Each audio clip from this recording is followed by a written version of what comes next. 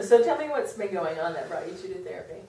Well, we just don't get along at all anymore. Chris is always mad about something, and I can't seem to do anything right. He's just never satisfied. I need more help from Arceli.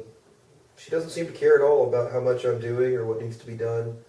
She just keeps doing her own thing while I struggle to fulfill all the responsibilities at work, help out my parents. They're getting old and they need more help. And I'm on the board of a nonprofit, among all the other things that are just part of daily life. You both sound pretty frustrated. Chris, you said that Arceli doesn't care about how much you're doing or about what needs to be done. I'm wondering if you could tell me a little bit more about that. Yeah, Arceli's perfectly fine if I make all the money, take all the responsibility for our lives and our family, and whatever else needs to be taken care of. It's like she doesn't even see what needs to be done or care. She's in her own little world and everything is fine as long as she has new shoes. See what I mean?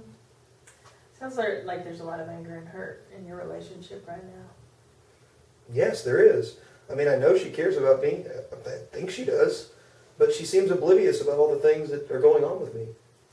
I don't know what you want me to do. Like, you don't notice what I already do, so I might as well just not do anything.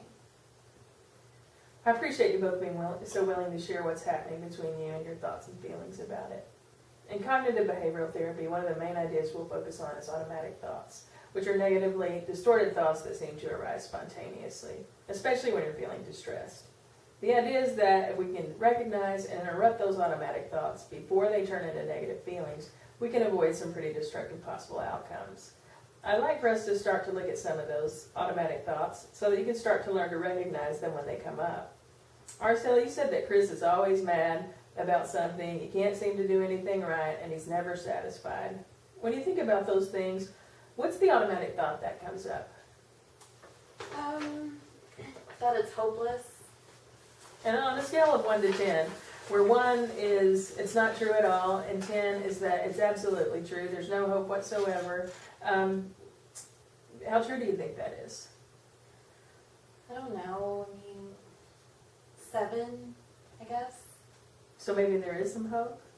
Well, yeah, it's frustrating and I have no idea how to fix it. I don't want to fight all the time.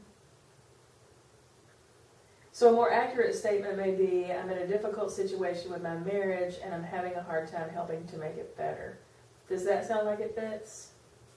Yeah, it does. When I think about it that way, it makes me feel like there's some hope and maybe we could work it out. Chris, you talked about your frustration with what you called taking care of everything. Arceli doesn't notice what you're doing or what's going on with you. What's the thought that comes up when you think about those things? That she doesn't care about me. And it's a 10. Really it's about a 5 or 6. But when I get so stressed out about everything, that's what I think. I get angry, I get frustrated, and I either want to yell or just get away from everyone. Give me an example of a time when you got stressed out and felt this way. One day this week, I had to be at work early to finish an important project, and I had a really hectic day after that, and I had a board meeting right after work, and I needed to pick up a package that had to be picked up that day before the post office closed, and I couldn't get out of work, so I tried to call Arceli and see if she could pick up the package for me, and by the time that she called me back, the post office was closed. She never answers her phone when I call, and I know she's not that busy.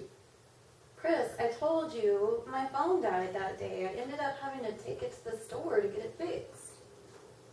Okay, well, I did forget about the phone dying. But, stuff like that happens all the time. It's not like that's the only time it's happened. You see how your thoughts were negatively distorted in this instance? You tried to call Arceli, and when she didn't answer, your immediate thought was... She's ignoring me. She doesn't care about me. In response to these thoughts, you felt angry and frustrated and wanted to yell. A situation like this can help you start to see that it's not the situation that's causing you to feel a certain way, but your thoughts about the situation. You likely would have felt differently if your first thought were different. Can you think of how you might have thought differently that would have caused you to feel differently? That's the conclusion I usually jump to, but, I knew her phone had been messing up. I guess if I'd stopped to think about it, I might have remembered that and not gotten so pissed off. That sounds like a good possibility. My hope is that in the coming weeks, you'll start to become more aware of these automatic thoughts that come up and to examine them more closely. This week, I would like for you to pay close attention to the negative emotions that come up. Please write down the negative emotions you experience in what we'll call a thought journal.